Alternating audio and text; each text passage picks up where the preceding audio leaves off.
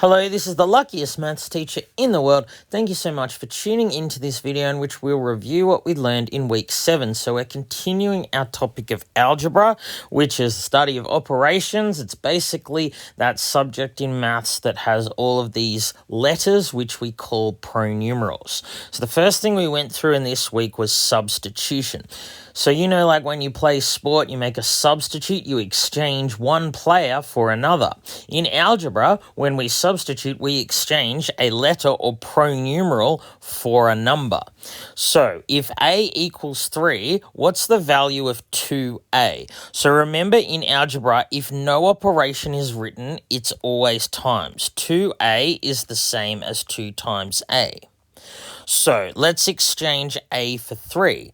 That means that I take my expression 2 times a, and everywhere I see an a, I'm going to rub it out and change it to 3. So 2a is 2 times 3, which equals 6.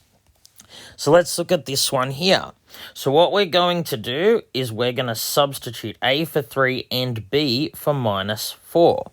So everywhere I see an a, I'm going to change that to 3. And everywhere I see a b, I'm going to change that to minus 4. Now, whenever we're substituting a negative, we need to put brackets around the negative. So now I'm going to give the value of this. So the order of operations means I'm going to do all of this stuff under the square root first. So 3 squared is 9. Now remember, minus 4 squared is minus 4 times minus 4. It's a positive because it's a negative times by itself. It's positive 16. So that equals square root of 9 plus 16 is 25, and the square root of 25 is 5. How easy is that? Let's now move on to operations with terms. So remember, we previously learned that a term is just a sequence of numbers and letters, or pronumerals. So here 7x is a term, x is a term. Terms are separated by plus and minus signs. So in this expression, we have 1, 2, 3, 4, 5 terms. We're going to look at performing the 4 operations with terms, starting with adding and subtracting. So adding and subtracting terms can be a bit difficult because you can only add or subtract terms if they are like terms. So 2 terms are said to be like terms if they have the same sequence of pronumerals or letters. So in this first expression, 7x and minus x, they are like terms because this term has an x and this term has an x. So because they're like terms, we can subtract them. So 7x minus x. So remember, x and 1x are the same thing. When you're adding or subtracting like terms, you just add or subtract the coefficients, the numbers in front of. So 7 minus 1 is 6, so the answer is 6x. If you have 7x's and I take away an x, you now have 6x's. So let's look at this one here. We're going to simplify by collecting like terms. So we can't add 5a and 3ab. This term and this term are not like terms. They don't have the same sequence of pronumerals or letters. This one has just an a, but this one has a b. They don't have the same pronumerals. So when we have an expression like this with lots of terms, we have to identify the like terms. So 5a and minus 2a, they are like terms because both of those terms have an a, just an a. So it turns out 3ab and ba, negative ba, they are also like terms.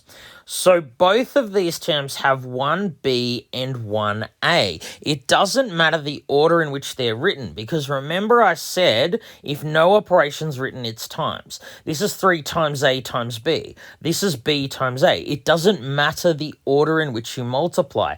A times b and b times a are the same thing. So this term has 1a and 1b, this term has 1a and 1b, and that's why they're like terms. The 7 here, this term 7 has no friends. It's got no like terms, so we're going to leave it as it is. So the way we'd simplify this, we go 5a minus 2a. This minus kind of belongs to the 2a. So 5a subtract 2a is 3a. 3ab minus ba is just 3 minus 1 is 2, so it's 2ab or ba. It doesn't matter whether you write it as 2ab or 2ba. And then this 7, I'm just going to leave it alone. It had no like terms. This is my final answer. I can't simplify any further because 1, 2, 3 terms, all of them are not like terms. All right, let's look at multiplying and dividing. So it turns out that multiplying and dividing terms is easier because you don't have to worry about whether or not they're like terms. So once again, when you're multiplying terms, you just multiply the coefficients, the numbers in front of. So to do this one here, I just go 3 times 2 is 6, and I write the 2 pronumerals. It's a similar story for division. We're just going to divide the coefficients. So I have 30 divided by 6 is 5, and I'm just going to write the coefficients. So looking at a few harder examples. So this one here, remember, if no operation's written, it's times. This is actually 2 times what's in the brackets. So the way that we simplify this, we're going to expand it using the distributive law. The distributive law says when you have something outside the brackets, you distribute it to everything in the brackets. So I go 2 times 3x. 2 times 3x is 6x, but then I need to do 2 times, and this is not 1, it's -1, and 2 times -1 is -2. And I can't simplify this any further because they're not like terms. All right, so this one here. So this fraction line means divide. So I do go 27 divided by 3 is 9. But if there's a letter on the top and the bottom, we can cross it out. So I can cross out the B's because there's 1 on the top and on the bottom. I can't cross out the A because there's no A on the bottom. So the final answer is just 9A. All right, the last thing we need to do is look at some equations. So an equation is different because it has an equal sign.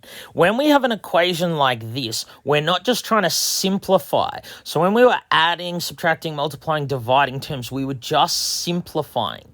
Now what we're trying to do when there's an equal sign, we're trying to solve them. And to solve this equation means I need to find a value, a number that I can substitute for the pronumeral to make this a true statement.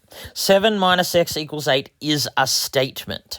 So the answer to this is x equals -1.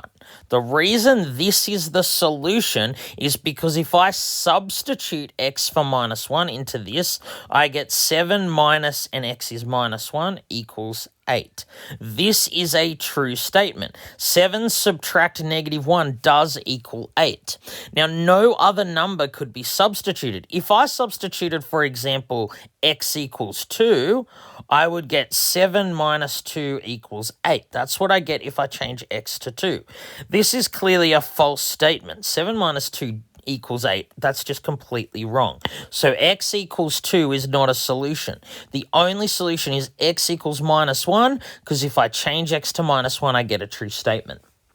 So in an equation like this, this says x divided by 3 equals 6. Remember, the fraction line means divide. So to solve it, I need to find what number I can substitute for x to make this a true statement. And what we're going to look at, we're going to look at this next week too, we undo what's been done to x. We perform the inverse operation. So division and multiplication are inverse operations because they undo each other. Division is the opposite of multiplication. So the way I'm going to solve this, instead of dividing by 3, I'm going to times 6 by 3. I multiply instead of dividing.